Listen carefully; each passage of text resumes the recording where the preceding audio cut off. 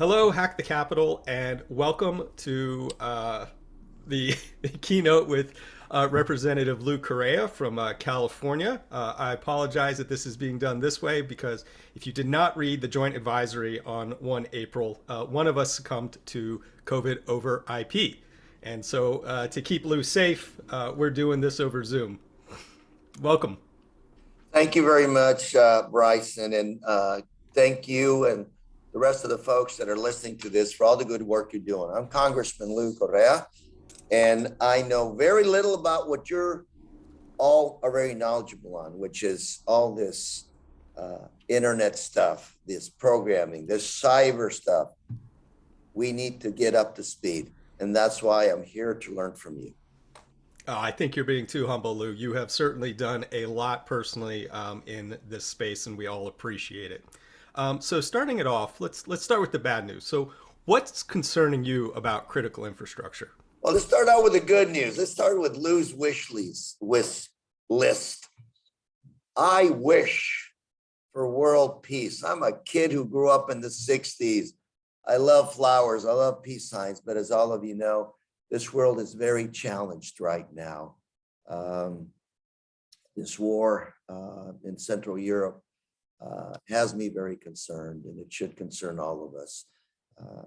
However, this thing ends up, and there are many scenarios, the bottom line is that the genie is out of the bottle, and cyber warfare is raging right now. It has been, and it'll continue.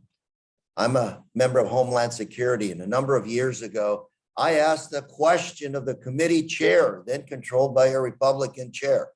I said, Mr. Chairman, I said, at what point do these cyber attacks on our country, at what point do these attacks constitute a declaration of war on our nation?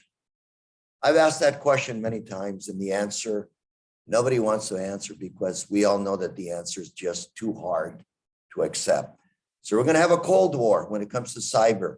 You know, Ukraine, Russia, China, and even private individuals doing this. This is the new world we live in. All of us can focus on what's going on right now at the national, international level, and a lot is going on there. But let's not forget the people on Main Street. A number of months ago, I had one of my local tax preparers, a guy on Main Street, call me and said, hey, Lou, I got a problem. He says, I don't want to tell anybody. I'm embarrassed and nervous. He says, I just got hit with ransomware. 5,000 returns, 5,000 tax returns, a lot of them families, individuals, all caught up in somewhere in Eastern Europe. I got him some help. Local sheriff came in because he has a cyber center, rescued about 80% of his data, and the rest was lost.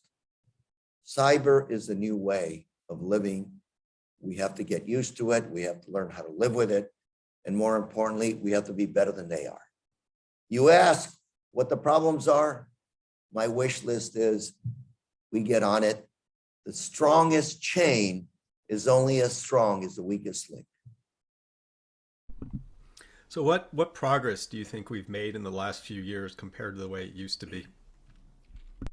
Great question. That's where we need to start, which is what's the progress that we made in America? Everything I've read, I've seen tells me that America, the United States, is still the leader when it comes to cyber technology warfare in the world. We're still ahead of everybody. You know, we're still here, but everybody else is kind of catching up to us.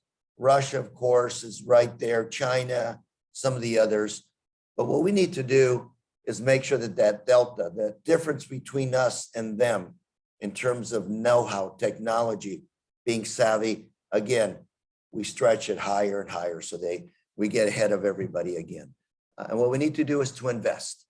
Need to invest, like you mentioned, CISA, that government agency that's supposed to coordinate all of this stuff, but also need to invest at the local level. Each one of you is an individual. Make sure that you have the resources. Make sure that we contract with you. Make sure that we work with you to make sure that everybody's there. And of course, make sure that we learn from you. I'm not an expert in this area. A little secret here, graduated from Cal State Fullerton, one of those fabulous institutions, public institutions of education. I took one course of basic a long time ago. I'm not an expert, but I know enough that you are. And we have to rely on your expertise to get us through this and continue to keep us one step ahead of the bad guys.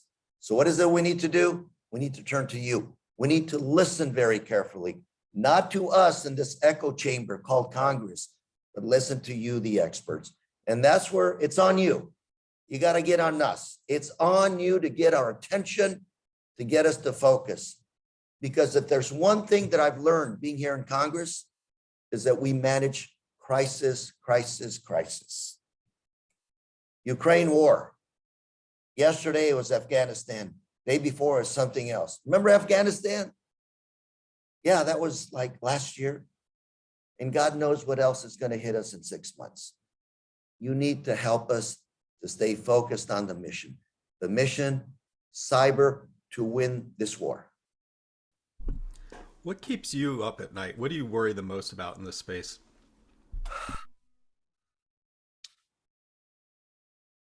I tell you, Congress, greatest job in the world. Congress, the hardest job in the world. Every day I wake up to news. Every night I go to bed listening to the news. In between, trying to figure out where the next crisis is going to come from. This area of cyber is like a slow, steady drumbeat. It's always there. We're waiting to see where people are going to hack us, better yet, where they've hacked us, and how fast we can figure it out. And this is important because cyber, in my opinion, we, the United States of America, have probably penetrated all the infrastructure systems of the Russians and a few others around the world. And they have probably penetrated all of our systems as well. It's called mutually assured destruction. We pull the trigger, they pull the trigger. And to think that at any time, an individual beyond our borders, a power beyond our border, who doesn't really like us, who doesn't wish us well, pulls that trigger, that keeps me up at night.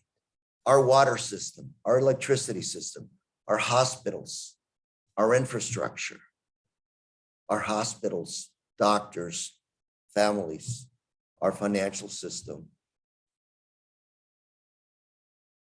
Russia, Ukraine, we're not there yet on this, but to begin to think about the rumors I'm hearing that there's a possibility that some folks out there in this war are thinking about using tactical nuclear weapons.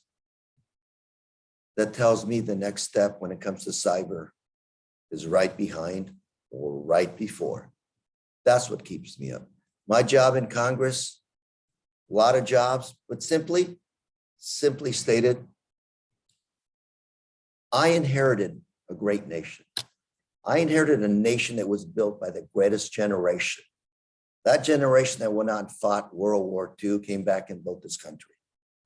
That's what we inherited, their legacy. Now I've got to make sure that the next generation inherits something of the same kind when I leave. That's my job. Sir, I think that is a powerful statement to close out our session on. If there's any last words you'd like to add.